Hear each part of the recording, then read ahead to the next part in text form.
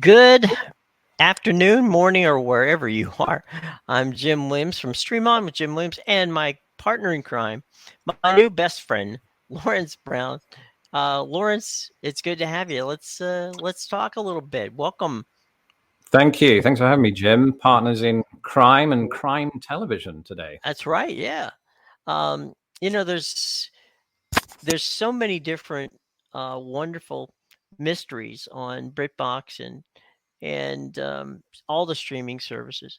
And when you and I talked, we thought we would kind of break down three different ones, all very different. And one of the things that I see, and then I'm obviously want your opinion on it, is the British, specifically BBC ITV, in their productions, they do mystery better, in my mind, than the US. I'd be very Any interested thoughts? to get. Yeah, I'd be very interested to get your reasoning for saying that. Firstly, and I always wonder because I tend to agree, but I think when Americans say it, it does make me wonder: is there another element to this when Americans have this fascination with British mysteries that it almost the sort of the setting for those shows in a Right. kind of quaint British village in the Cotswolds almost Sure. elevates the story in a way that can't really be replicated in America. But the reason that maybe it is that we have such a history going back of kind of mystery stories right back to Sherlock Holmes and the like. And Right. I think it's just a tradition that's sort of, remained, I think, throughout British program making and storytelling in general. And maybe because we are a country with a very, I don't know, an old, bloody history, one that possibly has, among its stories, several ghost stories from thousands of years ago. And that sort of culturally, I think that gets ingrained in us as a people. Like I used to live in the town of Lancaster in the on the west coast of England. And they did a lot of the witch trials there. Sure. And I don't know what it is. I'm not really a superstitious person, but I got a sense. I got a real sense of ghostliness. Now, I know that what we're talking about here is more to do with mysteries, solving actual crimes and things like that. But it still speaks to that sense of, I don't know, mystery or this kind of something you couldn't quite imagine anywhere else. And I think that something like a Poirot or something like any Agatha Christie, story or the ones we're talking about today really do lend themselves to that environment growing up in it. I think for me, what it is that they're normally well written, and they don't last as long. When you go from 4 to 6, 8, maybe even 10's pushing it, episodes of a series, that's about, they basically write. I've had many, we're going to talk about Line of Duty here in a minute. And, Jim and Curio, I've interviewed him 3 or 4 times, and, his concept is when the story is finished, why drag it out? And so, the less is more category means that you get the best bits, as opposed to 22 episodes of Law and Order, of which 4 of them you can't even remember what happened. Right. It just doesn't. It doesn't work. And in the Line of Duty, which we'll get to in a minute or two, the beauty of that is each episode leaves you wanting to get to the next one, because there's always something that's got the hook to it that you're like, all right, I had it. Nope, I didn't have it. Now I have it. Nope, he screwed me up again. So there's that. And I think that you can do that in a series that's 8 or 10 episodes. You cannot do that in a 22 episode arc. That's right. I think the less is more mentality has served British television very well. It's not just obviously in dramas. I mean, you see this in comedy as well. If you think of Fawlty Towers, you think of The Office, the original. It's often said that, they benefited from quality over quantity. And and the other thing about that as well is the kind of frequency with which they air these shows. Sometimes I think Line of Duty might be an example of this. You could be waiting 2 years for a new series to come out, and because of that just gives you more time, I think, to flesh out a rich story, one that is very tight, and as you say, keeps you wanting to watch the next episode. Right. Whereas if you look at something like, I don't know, CSI in this country, Right. obviously multiple episodes. I think we're talking in the region of about 22 episodes a season. And we're talking on an annual basis too. So the frequency of the output is so much greater, because I think that demand from network television is probably greater.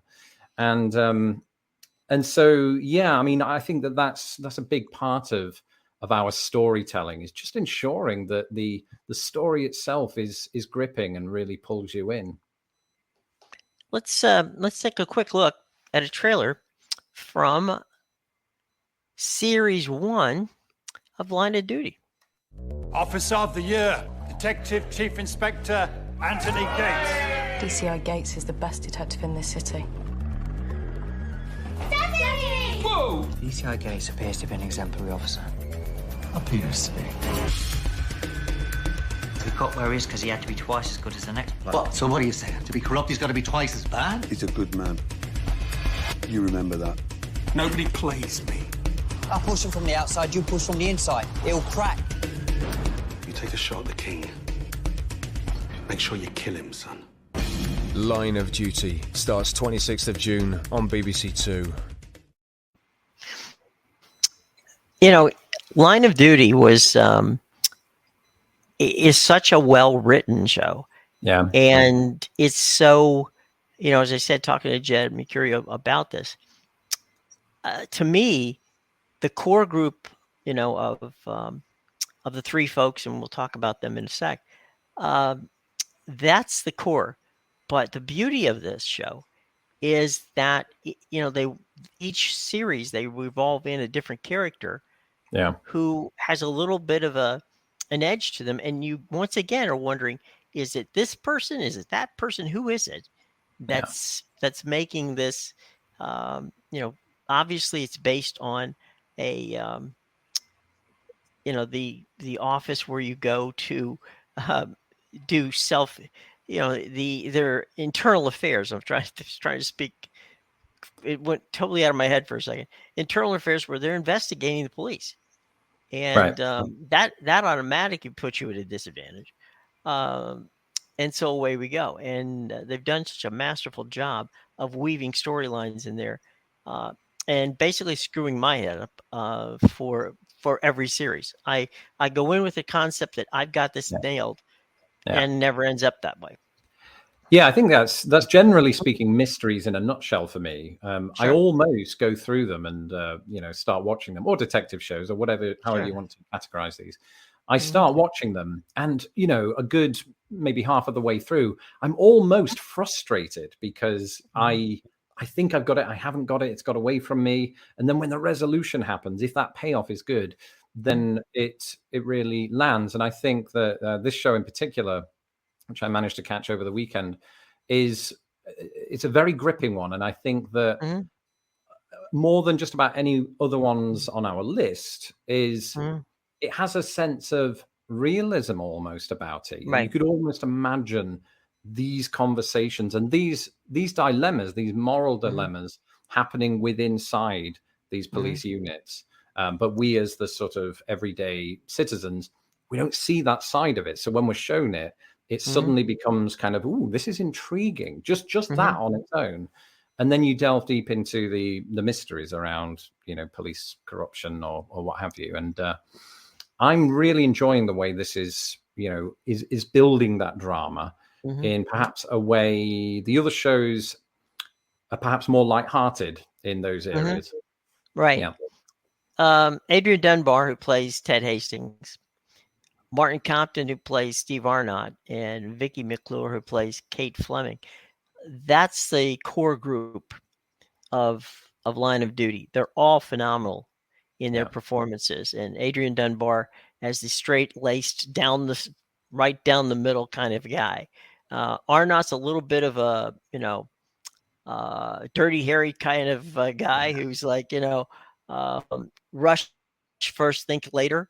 And then you've got Vicky doing her job as the kind of like the middle ground between Hastings and Arnott. It's a good core cast. And what I thought was interesting that Jed had told me about Line of Duty is that after the first series, he was getting phone calls from some of the top names in English acting who wanted to be part of the show. And how cool is that? I mean, you got a show that's so hot and did so well ratings wise that that people are calling and asking you, "Hey, can I be the bad guy?" Yeah, and I think it turns out that. Go ahead. Oh, sorry, Jim. I was just going to say, I think it turns out that some of those actors in question did, in fact, join the team later on down the road. I think, and Sure. and I was just looking at the kind of the success of this show because it started on BBC Two, I think, and Right. did pretty well. I think it Yeah. amassed something like 3 million viewers, Right. and then it did so well that it got pushed to BBC One, and the Right. viewing figures just only got better from there. Right. And the only show that I can think of that has that same kind of cachet here in the States is The Detectives, which was an HBO show. Which started with Matthew McConaughey, and they just kind of rolled through different detectives. But this one is beautiful in the fact that it's well written, but the actors are just the core group of AC-12 is they keep everything on point, and then everything spins off of that, and that's not easy to do. No, it's not easy to do, and I think that as is pretty normal with these sorts of shows, you're right. You have those kind of multiple narratives happening that also all interweave and things like that.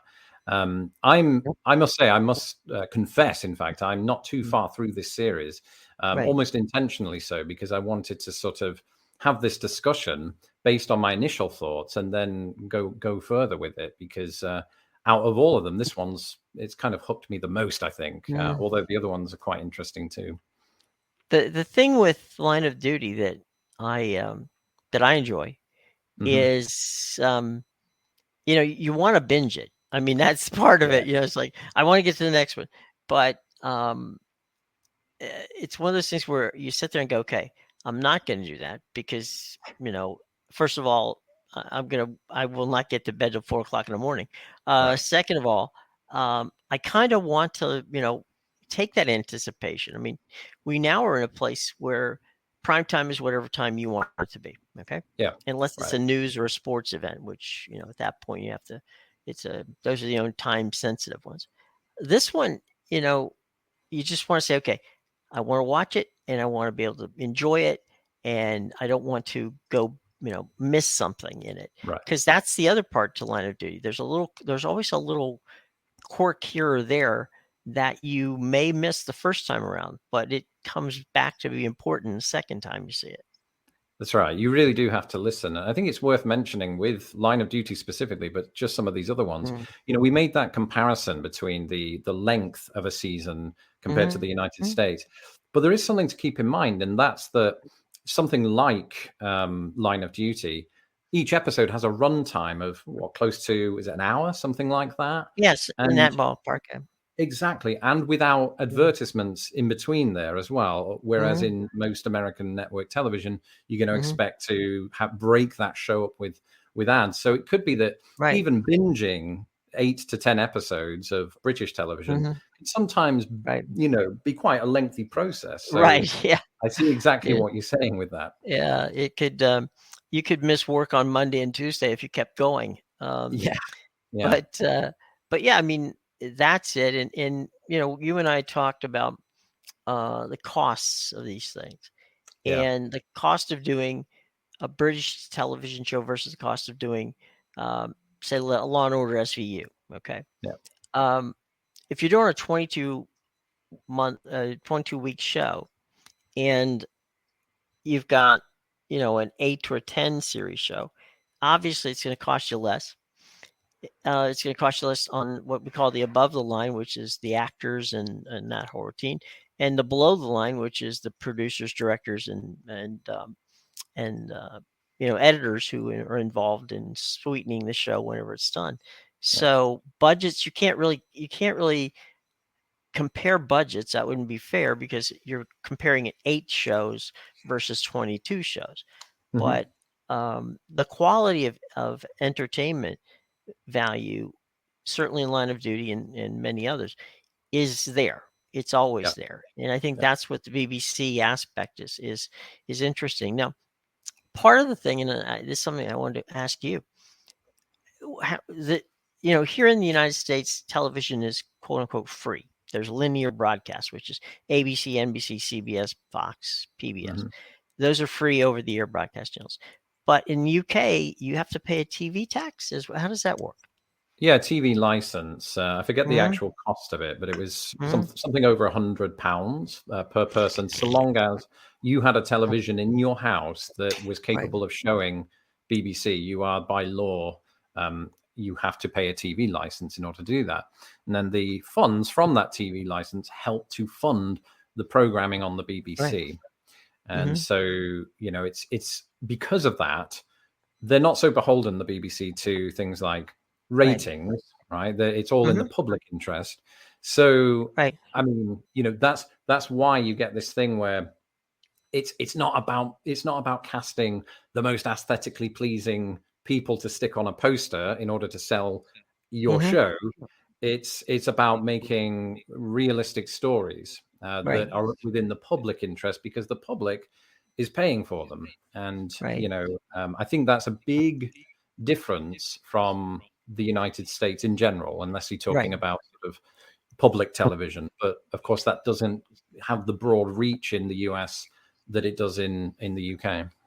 Right. And the PBS here gets some government money, but they also rely on people to fund it via subscription. The most popular now being Passport, which allows you to see a number of shows, and so you can donate the money you would have gotten a tote bag for from your local PBS station can now bring you Passport, which is a good service. So any final thoughts on Line of Duty, which we all know is on Britbox? You can see the series there, and it's a fantastic series, so check it out, please. Any final thoughts on it? Well, you haven't finished yet, so no, plenty of time. That's the thing. I think people watching this who have finished it probably know what's going to happen just in this series alone. Right. I'm very excited to see how all of the sort of storyline with Gates unfolds as we go along, because it's a delicate situation there, I think. One of the other things, before we put a button here on Line of Duty, that you see in UK productions is that, and you said it about the aesthetically pleasing people and all that, but the other thing is they'll whack a main character. That would never happen in suddenly you're just sitting there going, wait, what? That person, is that was not what I was thinking going to happen, because that person I thought was going to be around for a long time. Yeah, in the US, that person is a box office asset. In the UK, their death could be an asset to the storytelling. I mean, that's what it all comes back to. And I've always been a big fan of shows or stories in general that can make that bold decision. If they have to kill off a character because it advances the story, then do it. Please do it. And this is something that frequently happens. Weirdly, though, it often happens because British actors have said yes to a Hollywood film and they can no longer do this TV show in Britain. So they go off, and that's how it is. But a lot of the time, it really is to service the story. And I'm a big fan of that as well. What was I going to say? I mean, I think that Doctor Who, for example, that's something I watch. Sure, I do. Is not afraid. Exactly, it's not afraid to do that. In fact, it kind of has to do it, because with every Doctor, he or she regenerates. So you've got this new thing, and that's something that we accepted back in the 1960s. And I think in general we've accepted it, because deaths in television, massive thing in soap operas, which are a massive thing in England. So that idea tends to be more accepted, I think, just in television in general in Britain. Right. All right. Well, we move from a kind of a gritty, very interesting, well done show in Line of Duty to our next show. And this one is a spinoff from Father Brown, Dr. Brown. No relation. No. Father Brown. The funny thing is on this one is Sister Boniface was in episode 3 or 4 of the first season of Father Brown. Yeah. They decided, the response was fantastic. They decided, you know what? If we get lucky and have another couple of seasons, maybe we can spin Sister Boniface off. Well, they forgot Sister Boniface. And all of a sudden, one of the producers was watching, staying at a hotel. Up comes Father Brown. There's the Sister Boniface episode. And he's like, my God, we forgot about this. So they call the actress and ask her if she's available. She says yes.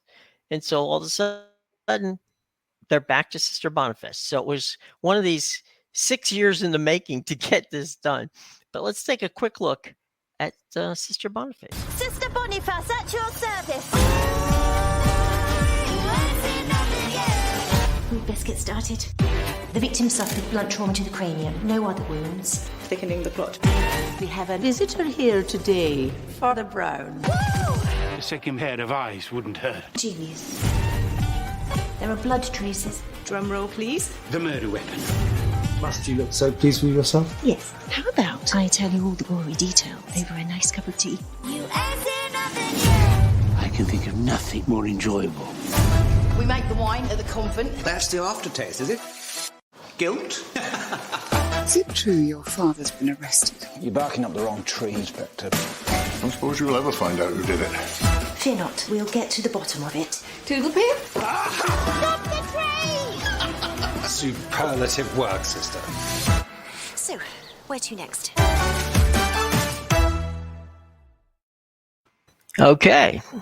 And, that was a look at Sister Boniface. By the way, Lorna Watson is the actress who's fantastic. I had a chance to talk to her earlier in the year. And she loves the character. And, of course, as a spinoff from Father Brown, Father Brown has a tremendous following. It does, yeah. And I think, I've read one or two things online where people have compared the show saying, oh, it's just like Father Brown. And in some capacity, you can see that, obviously. It is a Catholic person who is the main problem solver or the mystery solver. But I think that the tone is quite different between them.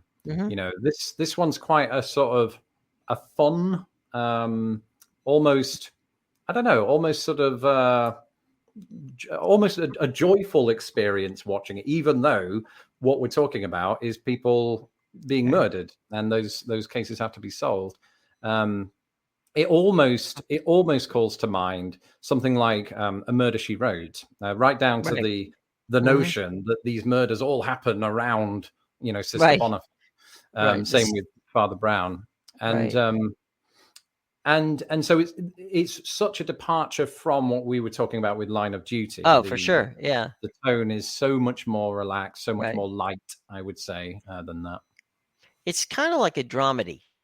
There's bits in it where you're laughing because nuns, how did they get into this? The other thing is, in Father Brown, the police are very begrudgingly, taking in information from him. He's always kind of looked at as why can't he shut up and leave the experts do it? Where in the case of Sister Boniface, it's a little different because the police actually seek her out because of her abilities as, for lack of a better way of putting it, her forensic capabilities, are off the charts, and she can very much help them. So on one hand, you got Father Brown where he's a bit of a, he kind of does his own thing and works his way to the police. in this particular case with Sister Boniface, they come seeking her because of her expertise. Yeah, that's right. And I think that obviously that's a key difference between the two shows. And I would say that maybe another key difference is that in Father Brown, his profession as a priest is very much integral to the show. It's very important. You know, without that, he doesn't hear people at confession. He doesn't sort of, you know, he doesn't have that kind of influence within the community in order to do that detective work. Whereas in Sister Boniface, it's almost like her being a nun is almost secondary to her being a detective in a way. And yeah, I thought that was quite a bit different, and how she's also accompanied by, you know, other workers in the field, as you say, those that assist her in that endeavor to solve the mystery. And yeah, it's going to be interesting to watch the remainder of it, I think, as it plays out. You did bring up earlier as a comparison, and I totally agree with it, and that is Murder, She Wrote. And Murder, She Wrote was a show here in the United States that in the 1970s was one of the top rated shows. It came on Sunday night, every Sunday night at 8 o'clock after 60 Minutes on CBS. And Angela Lansbury, who was a supposed teacher who decided to be then turned mystery writer in after she retired, became a super sleuth. And in some ways, that was one way or another, she was going to end up solving it within, you know, the 60 minutes that the show was on, and off they went. But it was much lighter and much more of, you know, I hasten to use the term fun because somebody gets murdered, but it was fun and it was light. And, you know, your comparison, I think, to Sister Boniface is very fair on that. Yeah, and it's interestingly with that show, especially for somebody like me who's lived in Britain and America, of course, Angela Lansbury was born in England but became a US citizen early in her life. So that was already of interest. But it's interesting that the United States there made a television series that was, well, it was almost British in nature when we're talking about, you know, these mysteries where there is a bit of lightheartedness. We're not afraid to throw in a bit of comedy, even though we're talking about murder. And so it's almost surprising that wasn't a British show. Sometimes I think it is in my head just because of the existence in it of Angela Lansbury. But yeah, no, I think that it's a very interesting thing with those kind of shows, you know, where you've got a central character that's just more or less situated in the same locale every episode. And they happen to have murders happening around them all the time. If that happened to me, you know, I'd seek out help, therapy, I think. I would move from Cabot Cove. I think so, yeah. And that's the thing about it. You go into it thinking, oh, this couldn't possibly work as a series. It sounds so implausible. And then you sit down and you're hooked because they almost find a level of credibility. Like when you watch Father Brown, I went into that thinking it was going to be an out-and-out kind of comedy, actually, because I just thought, you know, a priest at the center of these investigations, or rather on the periphery of them, but doing his own work.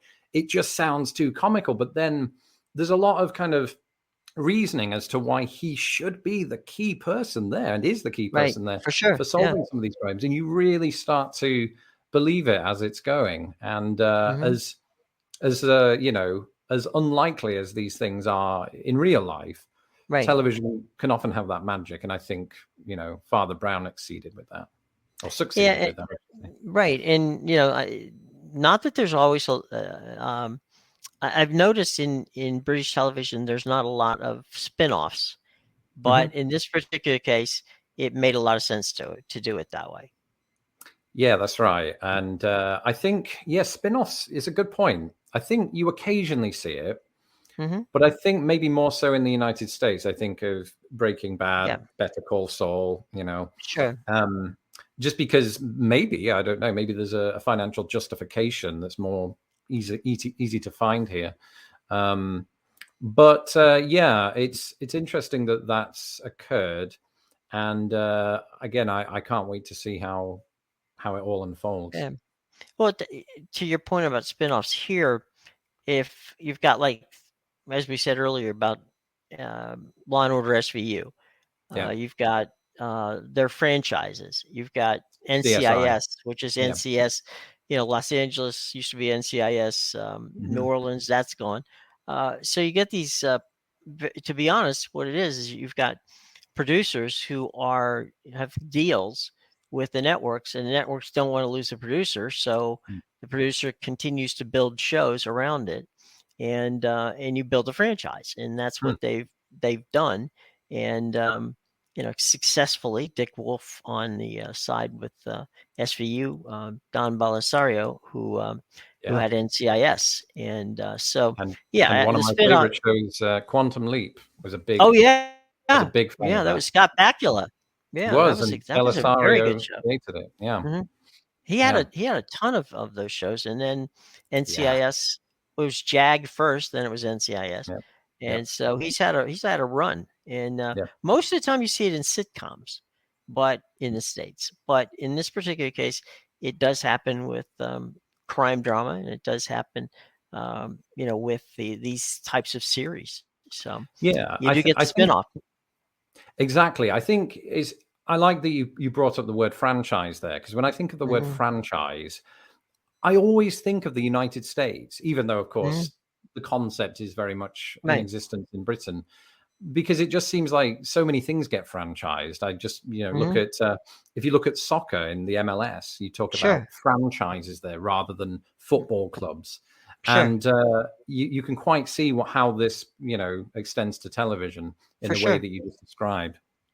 But when I think of a show like Midsummer Murders, to me that's a franchise. Doc Martin franchise, because they have shown time and time again that the quality is there, and to me, to get the multiple seasons that they have out of and you call it series. I keep getting the I was going to say the terminology down a little bit. There is some terminology differences, for sure.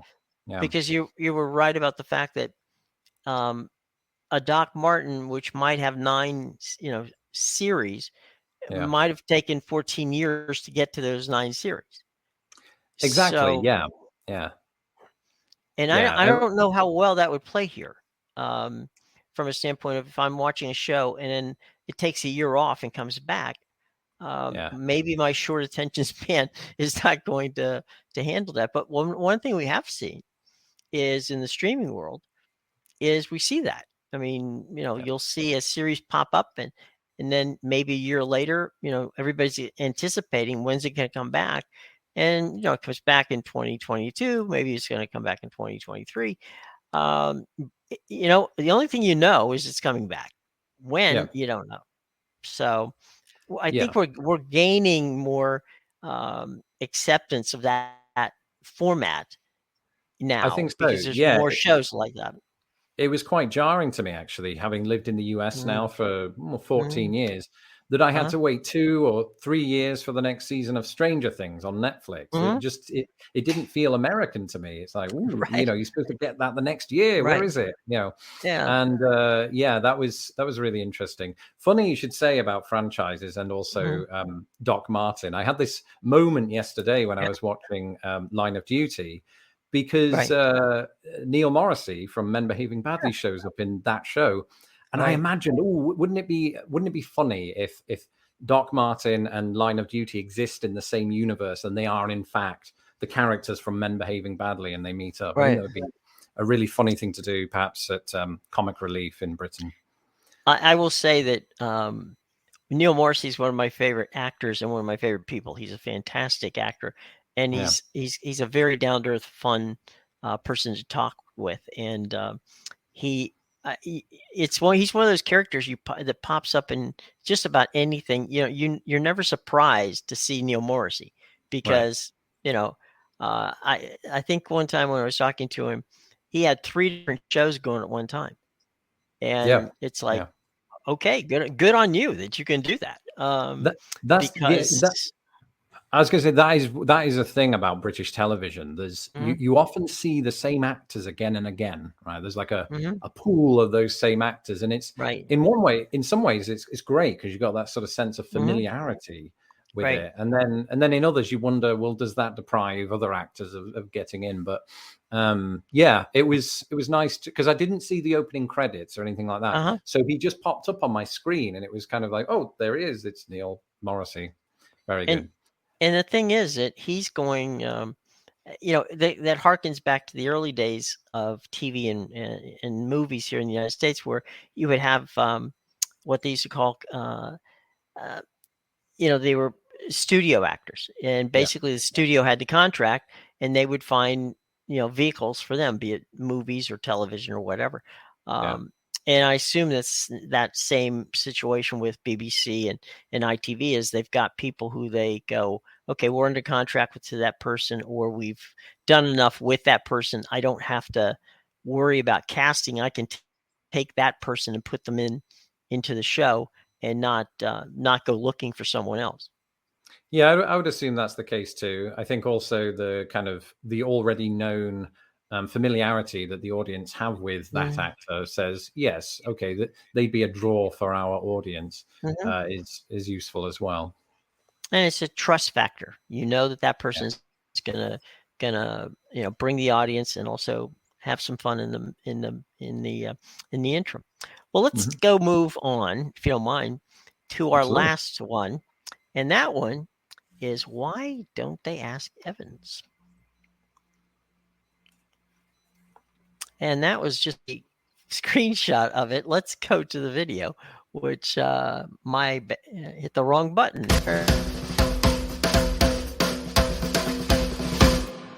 Yeah, a little signature there. No. Bassington? Yes, that's right. 40-ish, we think? He's French, you say? No, that's his name. Bassington French. Mean anything? I should be going. Lady Frances, a delight as always. You're not staying for lunch, Mr. Bragg? Oh, well... God, he's on the 12 o'clock. Sadly. Catch the 3 o'clock?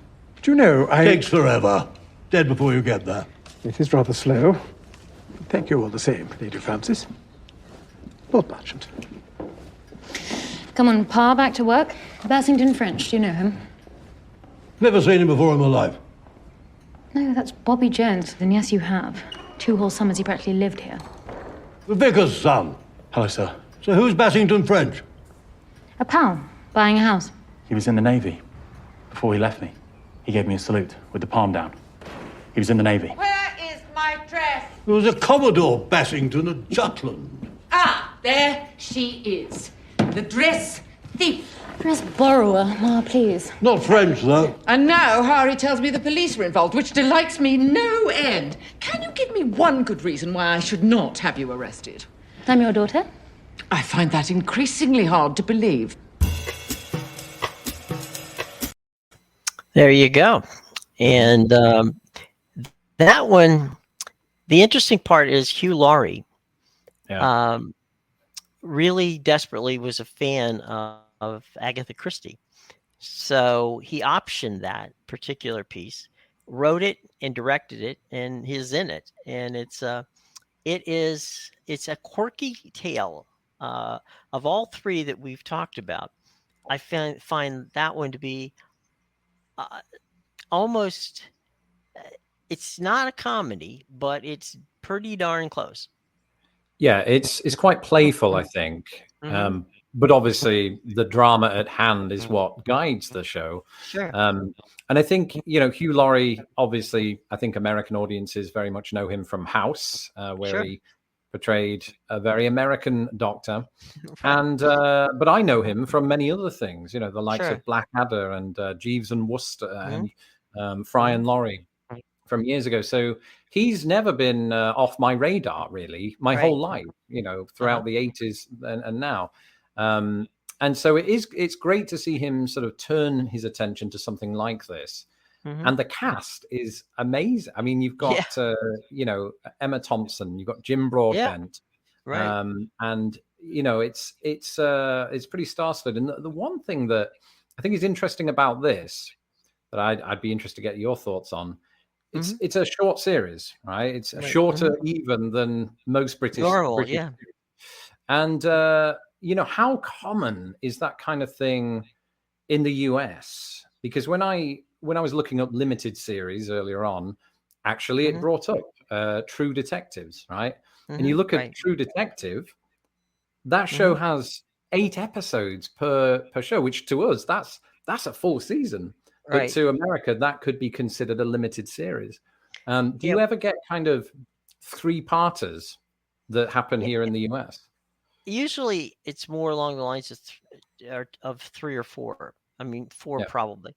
And the miniseries used to be very big in the 70s and 80s on network television, because that way you could take what, in essence, frankly, should have been shot as a movie and probably was shot that way, and then you can dice them up into 4 segments, and that way cover the cost. I mean, one of the there were some famous, Roots being one of them, which was a famous miniseries. There are a number of miniseries that have been done over the years. It's not as much nowadays as in the old days, but I am finding that, for instance, the streaming services, whether it's Netflix or Hulu or any of the others, are doing that. They're giving you a limited series, which, as I say, likely is shot as a movie because it's more cost effective to do it that way, and then just doling it out in 4 segments. So it does happen, but not as much as it used to. I see. Yeah, I think reading around this, it's funny that you say that they shoot it as a movie, because that seemed to be how these limited series, if you want to call it that, are perceived in the US. That often they are straight to TV movies, but in multiple parts. I remember when, I think it was that the 1990 version of Stephen King's It came out as a 2-parter, and that was big in Britain. And I remember that. But we referred to it, I think it was a 2-part serial. We had a different terminology for it. But it seems that it's something that we are still very much willing to do in Britain. I mean, I think of Sherlock is usually 3 episodes, something like that, but with lengthier running times. So you can justify, and I think almost has that sense of, I'm watching a film, broken up. Well, and Sherlock, like a number of, like the Spielberg show you're talking about, they were shot with a single camera, and when we shoot single camera, normally that has a movie feel to it, even if it's not a movie. And I think that, but I think in the case of True Detective and that sort of thing, they shot them knowing that they were going to shoot 2 or 3 episodes at a time. One was going to spin off on the other, and they knew it. So they had wrapped it before the 3rd episode, of 4 actually came out. So they knew before it was over what was going to happen next time around. So they did shoot it in movie style. Lucas does that a lot for the Disney stuff that he has on Disney Plus. But I think with this particular show, the fact that Hugh Laurie got a chance to do something that was purely his, homage to Agatha Christie, I think that was kind of the cool part of it. It's like when you get to a point where you're capable of walking into to the BBC or whatever network, in this case the BBC, and walk through it and say, okay, look, I got an idea, and they don't summarily kick you out. When you've got Hugh Laurie wrote it, Hugh Laurie is in it. I wouldn't have been surprised if Hugh Laurie did the music in it, because of his background. But it's as I say, it's quirky, but quirky sometimes works, and I think in the case of this one, quirky definitely works. Yeah, I think it does. It just adds the right amount of lightness in those moments when it's needed throughout, I think. And does a good job as well of building up the suspense. Of course, a lot of that is down to the fact that the source material is Agatha Christie. So he's... Oops. Oh. That time I hit the wrong button going the other way. Sorry. You were saying before I so rudely interrupted you. No, it's good. I was actually just coming to the end of the sentence. You helped me by cutting me off, so I appreciate no problem. So let's talk a little bit, one kind of wrapping things up here, about the three we talked about. Line of Duty. You and I are both hooked. We've decided, that definitely is, 4 stars and climbing. Yeah. Then we've got Sister Boniface, and that's the kind of thing that is nice. It's a light-hearted, nice kind of thing you could sit and watch with your kids. It's a family type, entertainment, and it's light enough that you can sit there and maybe maybe it's dinner time and you decide, well, what am I going to watch and what can I sit down and watch and eat dinner to? You can certainly do that. It's not gruesome. It's very entertaining. And then the last one, why didn't they ask Evans? That one is just, as I say, that's one of those ones that, on a Sunday afternoon, you sit down or in the early evening, you sit down and say, I love Hugh Laurie. Let's take a look and see what he's got here. Yeah, and I think the thing to say about that, the last one, why didn't they ask Evans, is it's also a very beautiful show in terms of its location. Right. I forget where it is. I think maybe it's somewhere in Wales. I could be making that up, but it's just absolutely gorgeous seeing the countryside. And they often pan over it, of course. And that speaks again to what I was asking earlier on about, does that elevate a British show when an American watching it sees that wondrous British countryside and hears those British accents in tandem with it? Does it take it to a new level? Because for me, I grew up with this is where I live. Right. So I didn't really have that necessarily. Whereas if I was watching American TV shows and they're out in the Grand Canyon or somewhere in Utah, right, I'm taken by that. That to me is sort of epic and amazing. And I'm coming at it from the point of view of somebody who doesn't yet live in the United States. Right.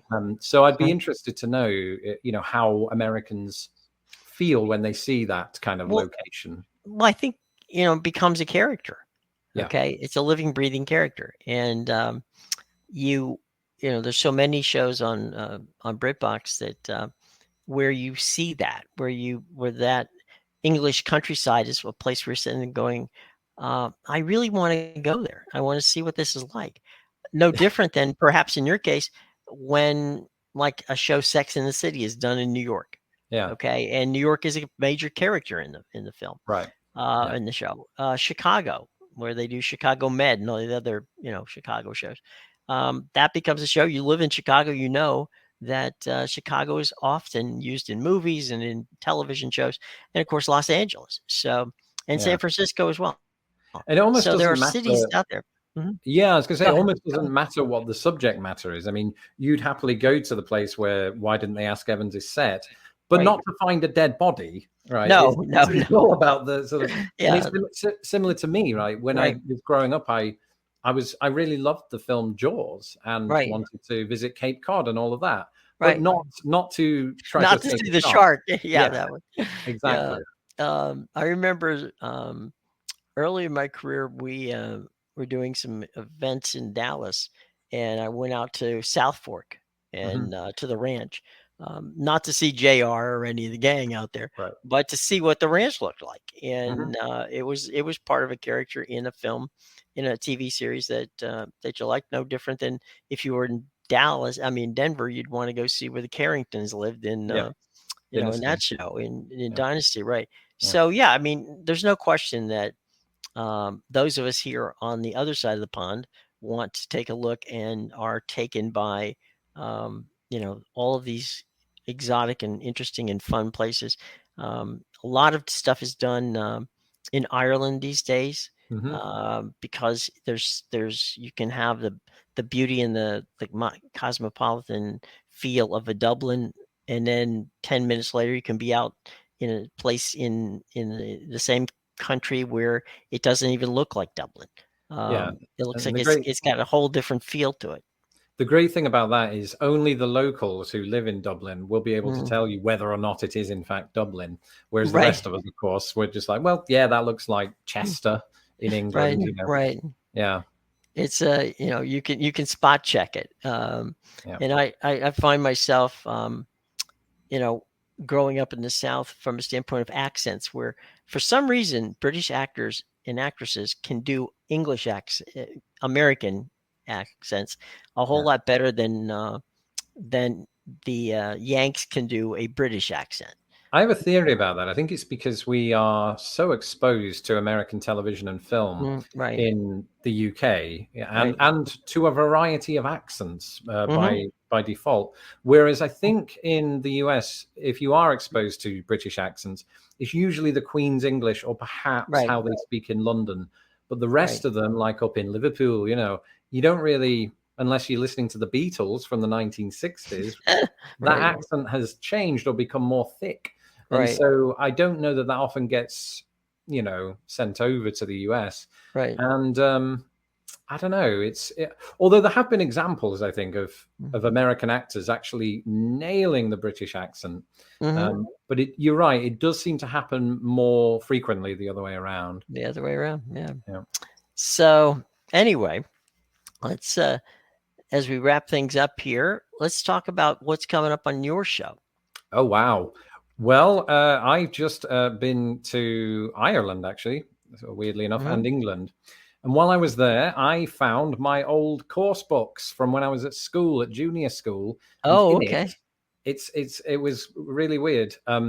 I found a write-up I did about my visit to Florida as a child in 1990. Okay. And I just want to do a kind of retrospective video that's going to be coming up this week on how my view of America has changed since the little child in me wrote that at the age of 8 or 9. And yeah, that's coming up soon. Well, that sounds like a lot of fun. Let's Yeah, make yeah. sure that people go out and see it, because Yeah. I'm sure it's going to be entertaining.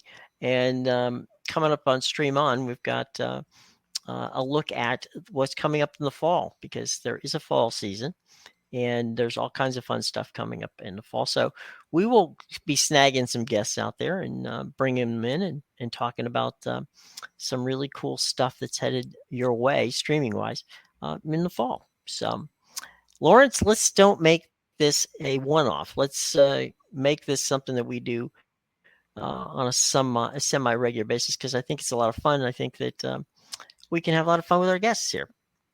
Jim, it's been great. I mean, if you can talk about the television shows you watched this weekend, it can't be a bad Monday, can it? Never. All right. Until next time, everybody, have a nice day, and we'll be with you hopefully down the line sometime. By all means, check out Lawrence's YouTube channel and check out wherever you get podcasts, Stream On with Jim Williams. Take care, guys.